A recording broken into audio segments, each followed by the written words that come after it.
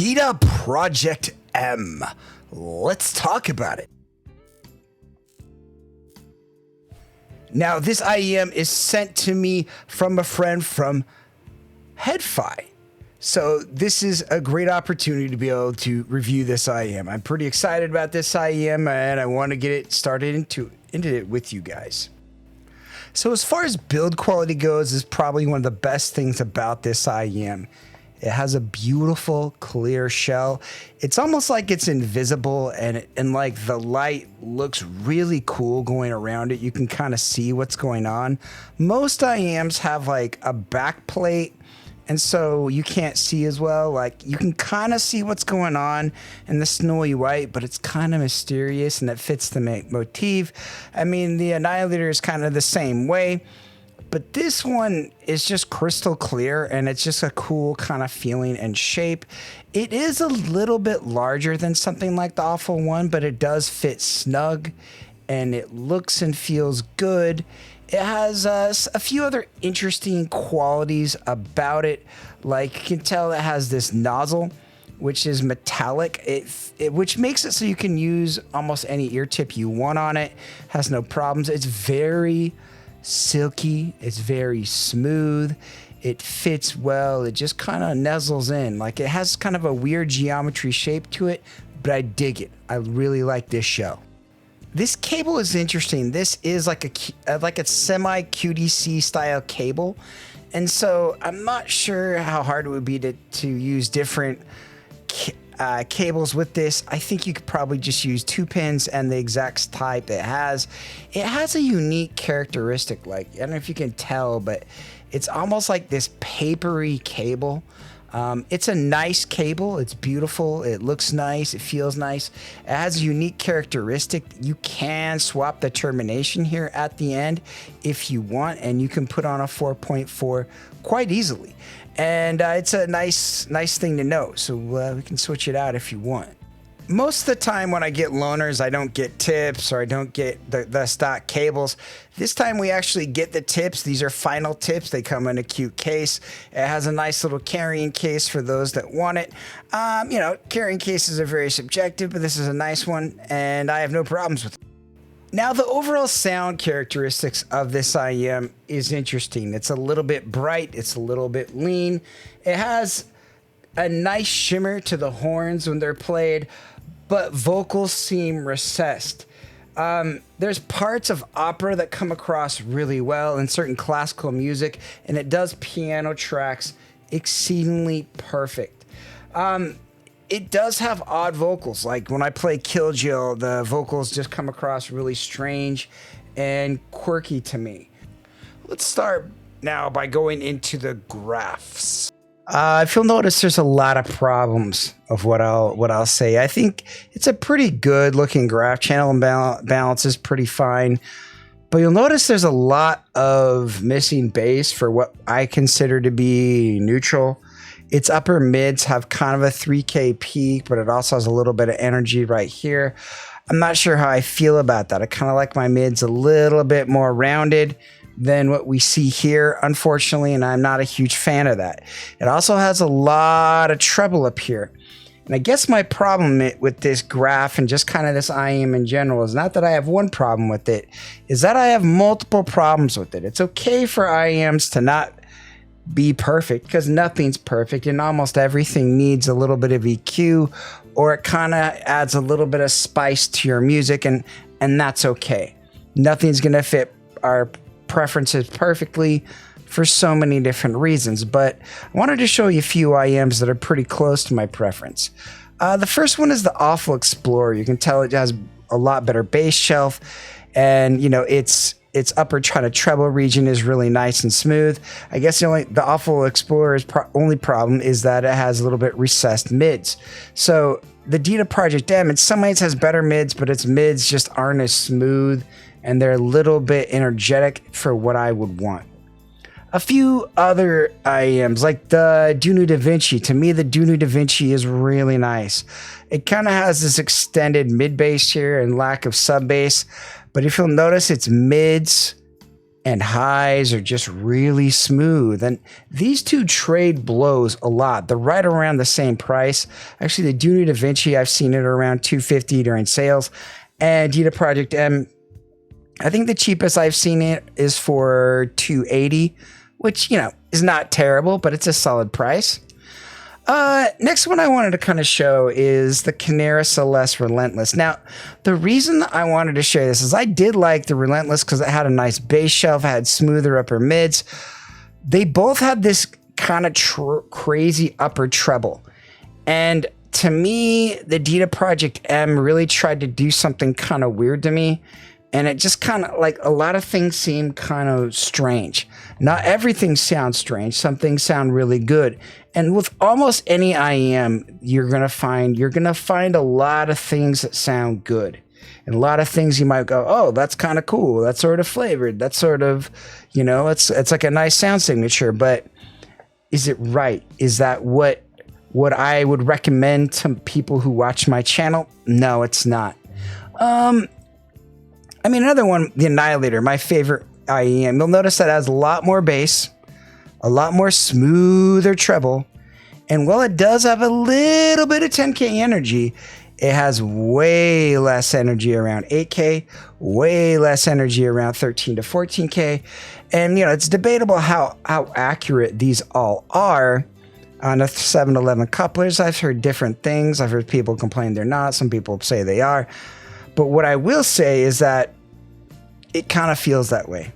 It kind of feels like there's that extra energy in the DITA Project M. Now, it's not bad. It's almost like someone had like a 3-button EQ and just cranked the upper highs and just to try to play with it.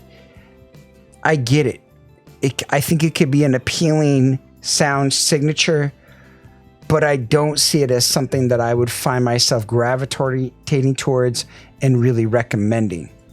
The next one I want to show, an IM that I thought was bright, was the Contim Ulam. They have like similar kind of trading blows, bass shelves, but the Ulam has like a little bit smoother upper treble, and it has nicer upper mids in certain ways, although there's a lot more energy there.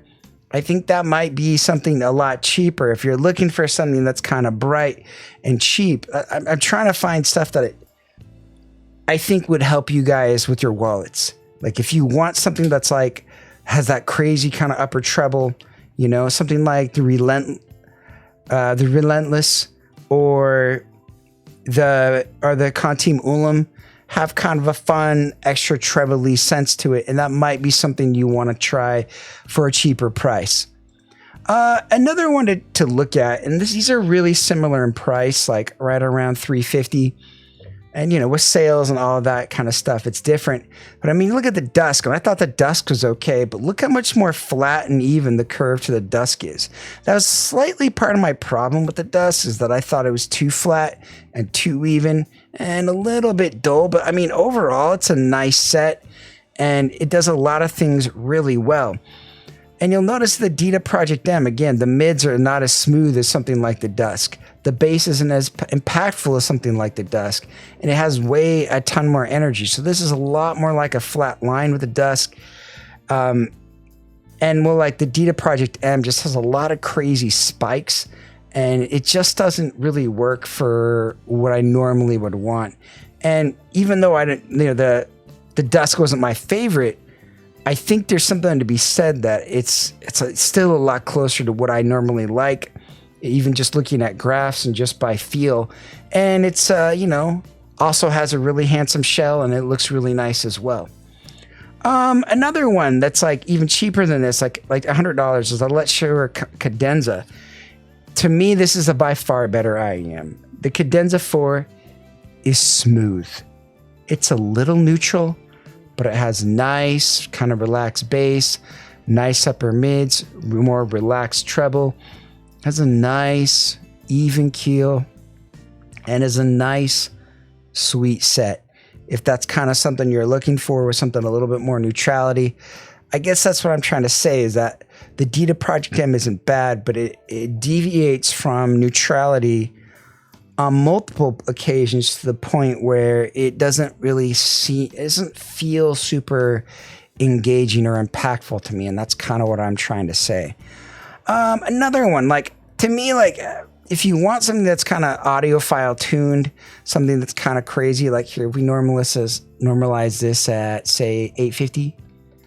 I mean, you can see this here. This is the Magic 1. To me, the Magic 1 is even more neutral, has a little bit more of a U-shape kind of characteristic, but I think it even has the Magic 1 has a better bass and has like a little bit more even upper treble, and it's a little bit more smooth. And that's something to note. Again, the DITA Project M has a lot of good things going on. Like, it has that nice 5 to 6K dip. It has some even flat mids, but it's not exactly what I personally love. But again, it's also not terrible. Now, one thing I will say is that I like this IM for a lot of reasons. And if you do EQ, you can make a nice little profile. I want to show you real quick how you can do that with Squiglink, and you can use different profiles, and you can even EQ from one IEM to another. I recommend using, my target, but then again, you can use whatever you want. There's a lot of different targets to check out, but EQing can be problematic, especially when you're first starting out. But you just hit the equalizer button, choose the model, and we're going to get auto EQ. And you can tell, there we have, that EQ pretty much just after a few buttons, and you can see kind of what it looks like, and this will give it to you. You can list it all there. You can export it and get it all ready to go for yourself. To me, I want to be clear. I think the DITA Project M is a fine IAM, but it feels a little bit flavored, colored, too much so for my liking, for me fully to recommend. But it does have some nice qualities, and I think some people are going to like it. So I'm going to say kind of you want to demo it. So I'm not really rating the DITA Project M very highly. I think some people are going to like it, but I mean, with its target, it's how it relates to my target. I think I'm almost being generous with a 6.6 and a 7 here. I think it images well. I think it has good resolution. I think it's sound staging. It doesn't really have the tuning for me to have that right sound staging to feel super open, but it does feel crispy. It does feel clear. When I did give it an EQ, it took that EQ very well. And you could say that about most IEMs, but sometimes they do sound kind of weird. So it's not a bad IEM, but I mean, in my personal opinion, around 350, I'm going to go with a DaVinci. I'm going to recommend maybe a Hype 4 used. I'm going to say try some other things. Like, you might find a Pilgrim on that price. Awful Performer 8. There's a lot of other IEMs that are cheaper and debatably better. But if you do EQ, comfort and everything can be important, and that can be a really important thing to note. Again, I really like the DITA Project M, and I like a lot of IEMs that are in this D category, but it's just not perfect, and it's not something I can recommend to people who like my library and who there's just so many better choices that are cheaper that I would go with, despite this IEM having some great, fantastic qualities. I almost bought a DITA Project M not too long ago. It's been on my radar a couple of occasions, and the more and more I think about IEMs, the more and more I learn, the more and more I get to experience, the more I feel that you really got to find a store where you can return an IEM, find friends where you can share IEMs with, and let other people kind of demo your stuff and trade with people, just so you can experience this hobby and what it's all about. Again, this IEM isn't terrible. I see a lot of value in it. I like its build quality. I like its cable. I mean, you compare this to IEMs that are 4 to 5 times or even 10 times the price. This could be considered a really good value and having some good characteristics. But as far as like one of my sons, one of my friends, some of you guys, I talk to you guys, and some of you guys are my friends. And I do not want to give you guys bad advice. I do not want to tell you buy the Project M. It's pretty good, and it's not that expensive. No, dude. It's expensive.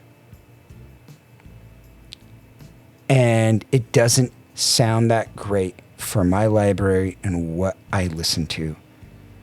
And that's what I want to clearly tell you guys, is that I care about you guys, and I you know, there's a lot of IEMs out there, and you got to be really careful. Be careful where you buy them. Try to demo them first, especially after a certain point.